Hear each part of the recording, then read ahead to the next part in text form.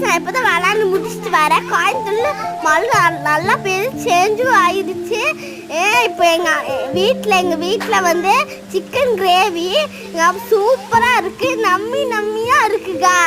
எங்கள் அம்மா எப்போதும் இல்லை, டெய்லி நல்லா சூப்பராக சமைப்பாங்க. நெய்ச்சோறு, பிரியாணி எல்லாம் சமைப்பாங்க.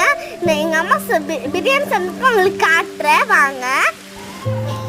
தம்பி வரக்குள்ள நான் எல்லா சிக்கனும் சாப்பிட்டு முடிச்சுட்டு திருப்பி என் ஃப்ரெண்ட்ஸு கூட விளையாட போயிடுவேன். யாருக்கெல்லாம் சிக்கன் கிரேவி பிடிக்குமோ கமெண்ட்ல சொல்லுங்க.